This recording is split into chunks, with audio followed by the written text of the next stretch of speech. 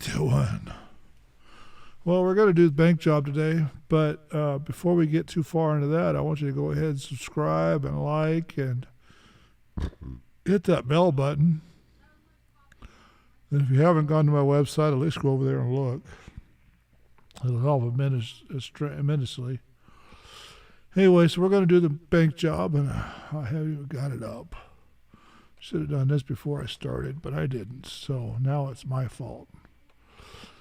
Anyway, so my editor didn't have the computer all set. Kind of strange how that works. My team is just letting me down. So anyway, we're going to do the bank job with Nathan Statham. Of course, you already saw that from the video coming in, or photo coming in, if you watched it.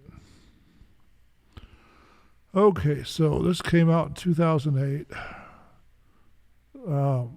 This is a movie that was basically based in the 70s, the way they filmed it, the grainy look. Oh, they wanted 1971 is what they're trying to make it look like. So anyway, Nathan Statham is in debt with, our star is in debt with the mob or loan sharks, something. They want to take his trucks or cars because he's a car dealership. It looks like London at the time. They want to rob safety deposit. Then he gets a girl bringing him.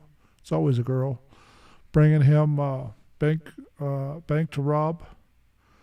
So they tunnel in and get the bank done, and they tear apart a bunch of safety deposit boxes at Lloyd's Bank. Then they spend the rest of the movie running away from bad guys, want their naked pictures back or their vouchers, because it seemed like every mob guy and bad guy in the whole town had safety deposits there. They got away with like $2.5 million for that time. It would have been good money. Probably all fake, but it was good money. So they run around and they do the van switch thing, so they didn't get arrested on the spot like they were supposed to. They found all kinds of crazy stuff in there. They drilled. They got cops coming by. They heard them on the radio, but they couldn't figure out where, and they got a fortunate accident. Their lookout dropped his radio over the edge, and they couldn't track him down. Just about time they were putting an ambulance in front of each bank, so they couldn't figure out which bank he was really at. Which they should have put the lookout at a different bank than the one they were actually in. But, they did it to the movie that way, so it was kind of cool. Yeah, this room is kind of echoey today, huh? Anyway, so this was pretty good, and then one of the bad guys, or one of the mob guys, killed one of the cops ladies that was trying to find out what's going on. And, yeah, they did discover the robbery by ham radio, but they didn't know which bank within the range of the radio, so they had to go drive ambulances and cop cars all the way around.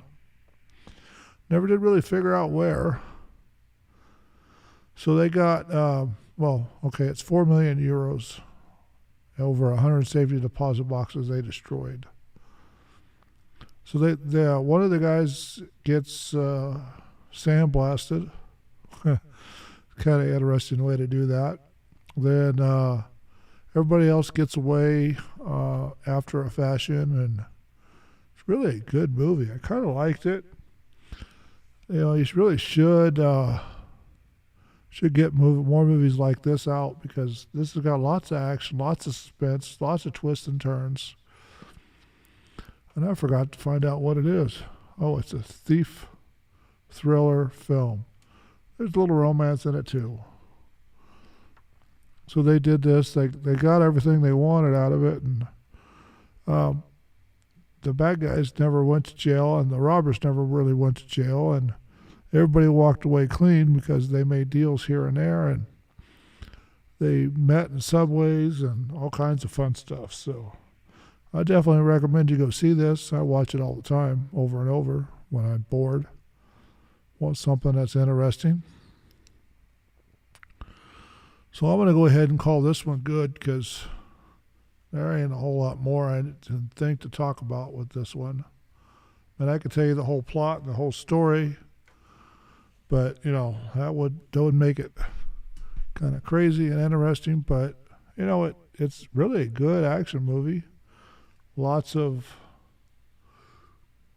violence, lots of fun. The robbery, how they did it. It's all interesting how they do this type of thing. So we're going to go ahead and call this good. And I'm going to pop out of here.